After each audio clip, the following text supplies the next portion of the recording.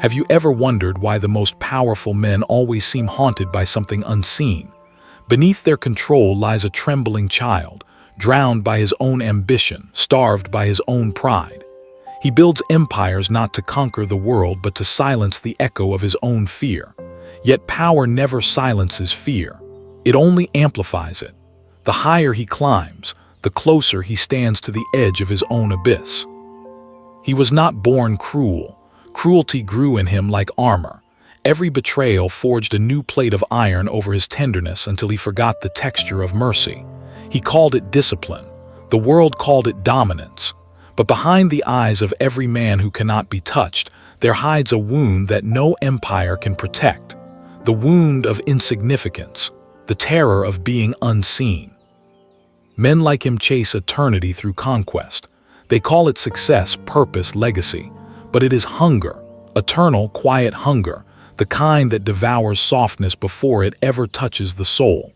And every woman who meets him will taste that hunger, mistaking it for passion. Until she realizes passion was never what he sought.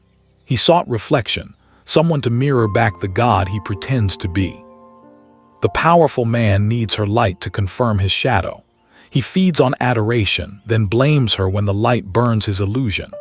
He fears her seeing too deeply, because in her eyes he cannot hide. Her gaze cuts through his mask, down to the trembling boy clutching his worth like a broken sword. And when she refuses to worship him, the war begins. At first he loves her for her mystery, then he resents her for her mirror.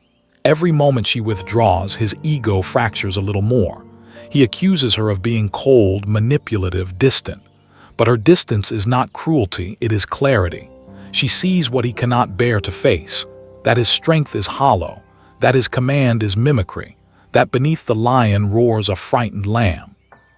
She was once the savior type, the healer, the one who believed her love could redeem a man's chaos.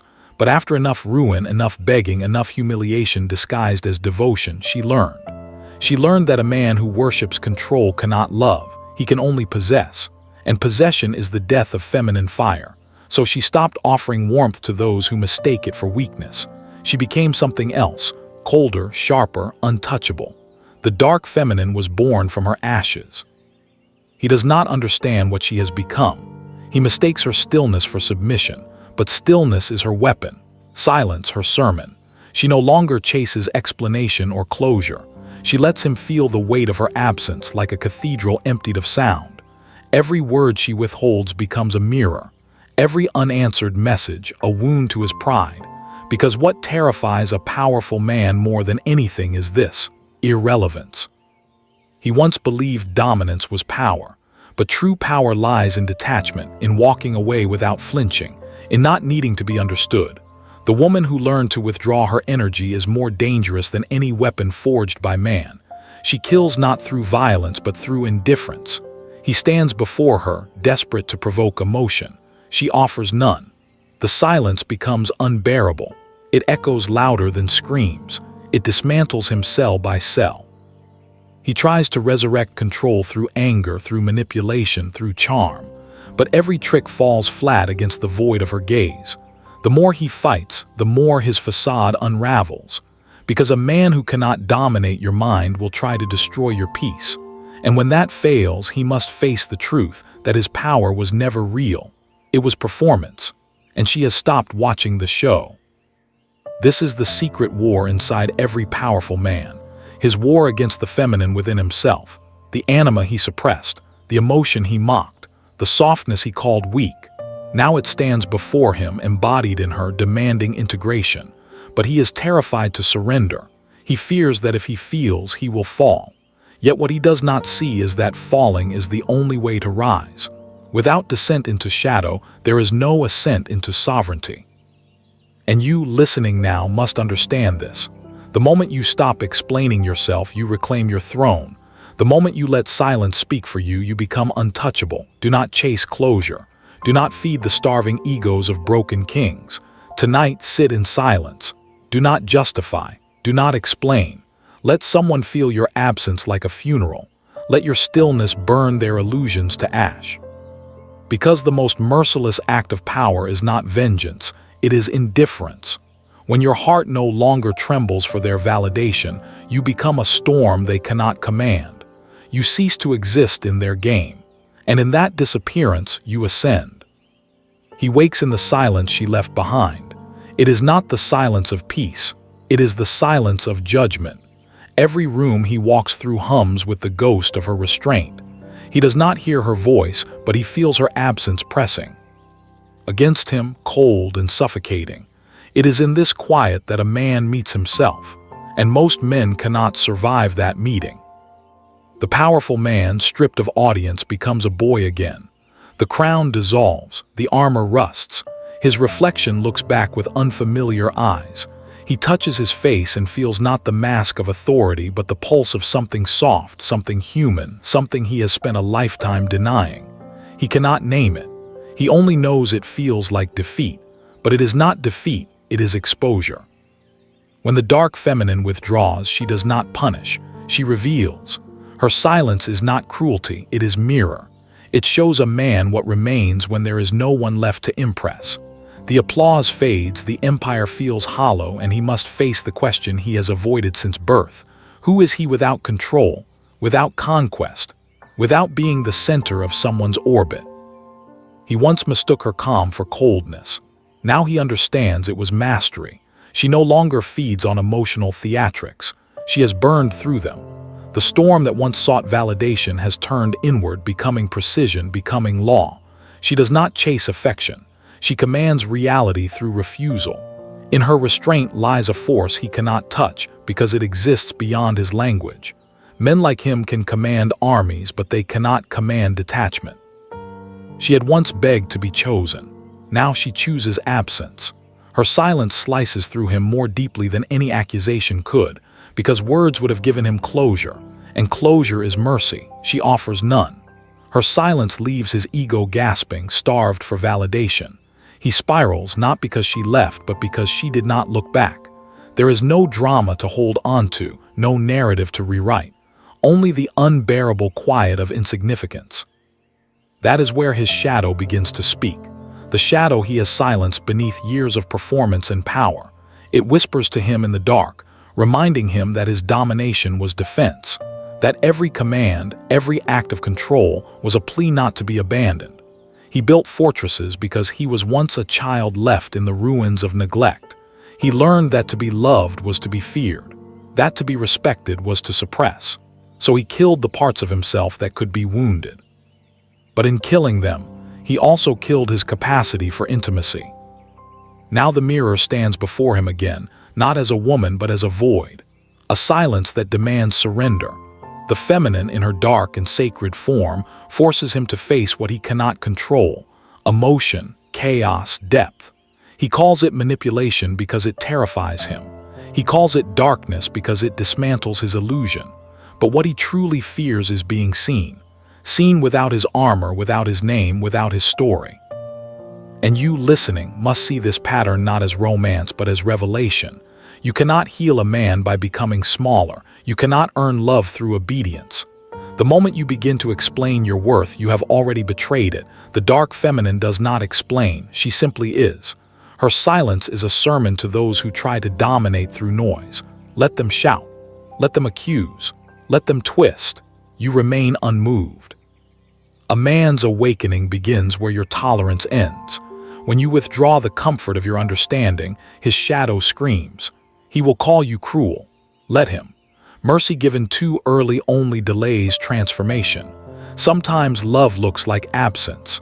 Sometimes awakening demands that you become the consequence of his own blindness. This is not revenge. It is restoration. The balance between creation and destruction, between anima and animus.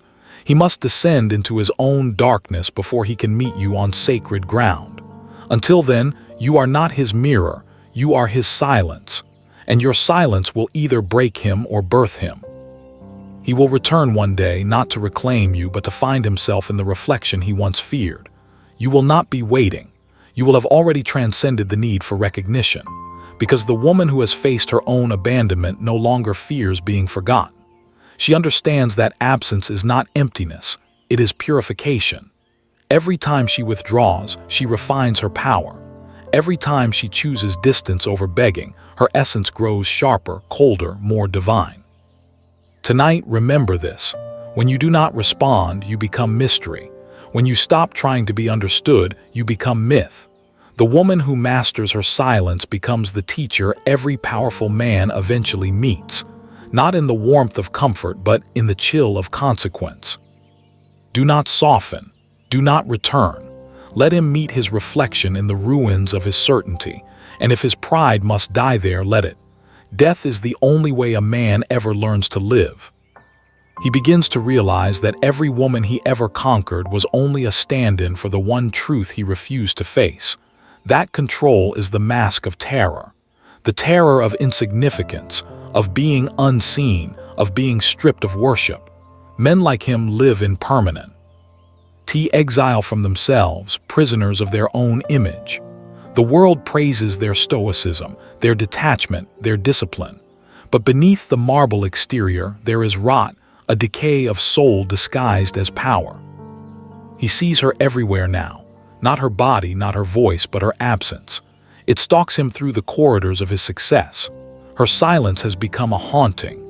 He imagines her watching, not with malice, but with indifference, a queen who no longer reigns over men, but over herself. And that image unsettles him more than any rejection. Because to be forgotten by the one who once knelt before you is to face the ultimate humiliation, irrelevance. This is the death of false kingship, the slow unraveling of a man who built his worth on conquest. He begins to sense it, the weight of his own shadow pressing in, whispering truths he tried to bury beneath his achievements. The women he dominated were mirrors, each one reflecting back his hunger for control. The ones who adored him, he devoured. The ones who defied him, he destroyed. But she neither adored nor resisted. She simply vanished, and that vanishing became his undoing. The dark feminine does not fight. She does not plead. She disappears, and in that disappearance she becomes infinite. Her silence stretches across his mind like a horizon with no end. He reaches for her name, but it dissolves. He replays her words, her laughter, her anger, anything to resurrect a trace of her warmth, but nothing returns. She has become myth, not memory. He cannot conquer myth. In that torment, the first crack opens. The mask begins to slip. For the first time, he looks not outward, but inward. And what he finds terrifies him more than losing her. He finds the boy, the forgotten self, buried beneath layers of command and stoic indifference. A boy who once cried when he was unseen. A boy who learned to replace affection with control and tenderness with dominance. He realizes the woman he punished for her silence was the same energy he exiled within himself. The feminine's soft, intuitive feeling. Everything he condemned in her was the ghost of his own repression. This is the beginning of his descent, the sacred fall every man must face. The world calls it breakdown. The soul calls it initiation. To meet the self without illusion is to enter the underworld of your own psyche. Here, there are no crowns, no victories, no admirers, only silence. The same silence he once feared in her becomes the silence he must now endure within himself. He resists at first. He fills the void with new faces, new triumphs, new performances, but nothing satisfies. Pleasure becomes punishment. Success feels empty. The echo of her distance lingers, reminding him of what he refused to learn, that love without vulnerability is theater, and control without purpose is rot. Every empire built on fear must crumble before it becomes sacred ground. And you listening now must not confuse his collapse with cruelty. This is the necessary crucifixion of the masculine ego. He must bleed in the place he once ruled. He must lose what he once worshipped. Only through humiliation does the false self die. Only through silence does the true self emerge. Do not save him. Let him fall. Let him learn that not every loss is tragedy. Some are initiation rites written in ruin. The dark feminine watches, not with pity but with recognition. She understands that his suffering is not her burden to heal. It is his passage. Her absence was never punishment, it was prophecy. She became the storm that stripped him bare, forcing him to confront the shadows he hid behind success. She knew that to awaken the king, the tyrant must first die. This is the sacred polarity, destruction as birth, loss as liberation, absence as initiation.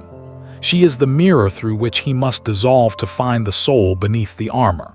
She is the dark water in which he drowns so that he may breathe again.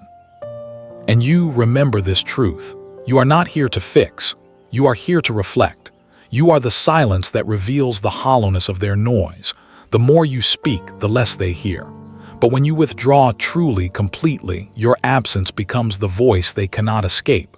That is the nature of power, not in what is said, but in what is withheld. Tonight, do not respond. Do not chase understanding. Let him face himself in the silence you leave behind. Let him learn that your absence is not emptiness, but law. The universe reclaims what is no longer aligned. The dark feminine does not wait, she watches, she ends, she renews. He begins to walk among the ruins of his own authority. The men who once praised him now keep their distance. They sense the fracture, the quiet implosion behind his eyes. Power built without awareness cannot survive exposure, and she, without a word, became his exposure. His empire still stands, but he no longer believes in it. The applause no longer feeds him. The faces that once adored him now appear hollow, echoing the emptiness he once disguised as strength. He remembers her eyes not as affection but as truth, the kind of gaze that saw through the architecture of his ego and into the child trembling beneath the marble. No one had ever looked at him like that before, without fear, without desire, without submission. It was not love, it was revelation. And revelation is intolerable for the unready. So he tried to kill it. He tried to make her small, to make her doubt herself, to make her return to the comfort of adoration. But she did not return. She turned into something sacred, something beyond reach. Now in her absence, he feels the war between his two halves, the king and the orphan, the tyrant and the mystic, the man who built walls to feel safe and the soul begging to tear them down. He cannot escape this duel. No lover can distract him. No success can drown it. He is trapped in the echo of his own control, and every attempt to rebuild his image now feels like desecration. This is the true meaning of power's decay. It does not end in violence, it ends in awareness. The powerful man realizes that his control was always a cage, and he was its prisoner. The silence she left behind becomes his teacher. Every sleepless night, every failed distraction, every echo of her absence chisels away another piece of the mask, until there is nothing left to protect him from himself. And when the armor finally falls, something unexpected happens. The rage turns to grief. The control turns to confession.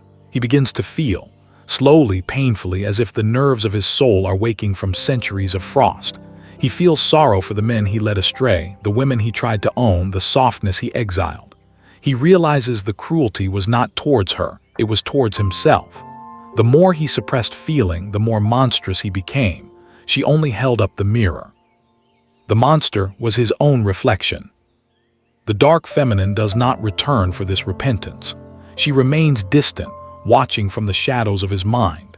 She knows that redemption cannot be begged for, it must be lived.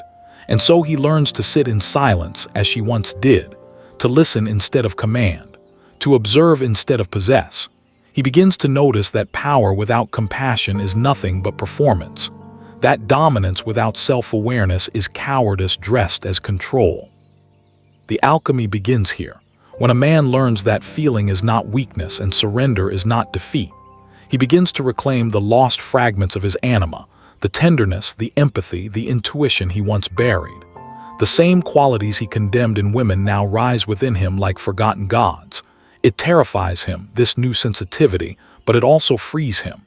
He starts to understand why she was calm while he raged, why she was silent while he demanded. She had already crossed the threshold he now approaches. She had already died to her illusions. And you, woman of silence, must understand this. Your distance was never punishment, it was initiation. You were the mirror through which he met his own shadow. The feminine awakens the masculine not by loving his potential, but by withdrawing from his denial. The moment you stopped justifying, you became sacred. The moment you turned cold, you became divine, because the divine does not chase. The divine commands through stillness. Now he walks toward the threshold of individuation, the place where man stops performing and starts being, where the ego surrenders to the soul. He will fight it as all men do, because to lose control feels like death, and in a way it is. But this death is holy. It is the death of delusion, the death of pride, the death of the boy who feared being unseen. Only by dying can he be born again, not as ruler but as sovereign. He does not know yet that her silence was love of the highest order, not the kind that soothes, but the kind that severs illusions. She loved him enough to disappear, to let him face his reflection without her light softening the truth. This is the cruel mercy of the dark feminine, the kind that saves not by healing, but by burning away what must die. Tonight, remember, when you let a man face his shadow, you play the role of both executioner and midwife. You end him and you birth him, but you never stay to witness the resurrection. Your power is in the leaving. Your love is in the silence. The silence has become his cathedral. In it, every echo of her absence is a hymn to what he refused to understand. He sits alone, stripped of all titles, all validation, all illusion. Power has become ash on his tongue. The world he built now feels like a mausoleum, perfect, ordered, lifeless. He begins to grasp what true power costs, the annihilation of pretense, the surrender of everything that is not real. He remembers how she looked at him, not with adoration but with knowing, the kind of knowing that sees through centuries of armor. It was unbearable. That gaze did not worship his strength. It mourned his blindness. She saw the shadow long before he did, the part of him that devoured love and called it victory, the part that demanded control because he could not control his own fear. And now, without her light, he finally sees it too. He understands that she was never his enemy. She was the reflection he tried to destroy. The powerful man now stands at the edge of the great unmaking. Everything that once defined him begins to fall away, the pride, the conquests, the masks. His hands, once steady with authority, now tremble with something ancient, humility. He feels the weight of his past not as guilt, but as reckoning. Every woman he silenced was an echo of the feminine he buried. Every heart he broke was a fragment of the one he abandoned, his own. This is the crucible of the masculine, the descent that no mentor can soften, no lover can save him from. He must face the feminine within, the chaos he condemned, the softness he mocked, the intuition he disowned. He must kneel before it, not in worship but in acknowledgement. Only then can the tyrant die and the sovereign rise. And she, the dark feminine, watches unseen. She is not waiting for him to return. She is beyond waiting. She has become something elemental. Her essence no longer bends toward love or hate. She is silence personified, the stillness between lightning and thunder. Her energy moves through worlds unseen, awakening men through absence, unmaking gods through truth. She does not need to speak. Her very being is revelation. He begins to sense her presence not as longing, but as gravity. She is in the quiet between his thoughts, in the ache of his chest when he remembers what he destroyed. He finally understands that her power was never in what she said, but in what she withheld. Her refusal to explain became the altar upon which his ego burned. Her silence was the ritual of his purification. And you, woman listening, you must remember what she has become. She is not vengeful, she is awakened.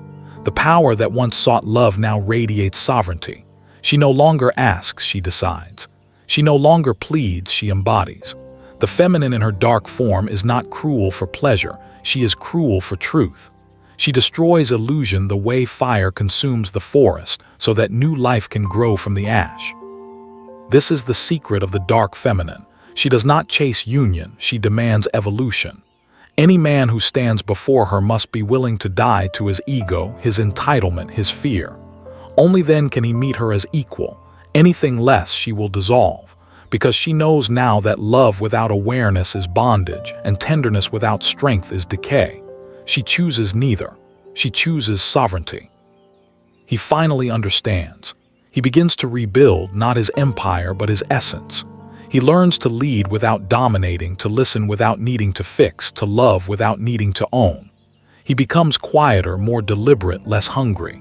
He begins to respect the silence he once feared, realizing it was never absence, it was initiation. The dark feminine did not abandon him, she returned him to himself. And you too must understand this truth. When you stop seeking to be understood, you begin to shape reality. When you no longer react, you command. The feminine, once awakened, no longer lives in the shadows of male approval. She walks in the sacred neutrality of knowing her worth. No anger, no pleading, only presence. The war inside every powerful man ends the same way, not with victory, but with surrender. When he finally bows before what he cannot control, he becomes whole. And the woman who burned his illusions becomes the myth he will never forget, not because she stayed, but because she left. Remember this as the final command. The woman who knows her worth does not argue, she vanishes.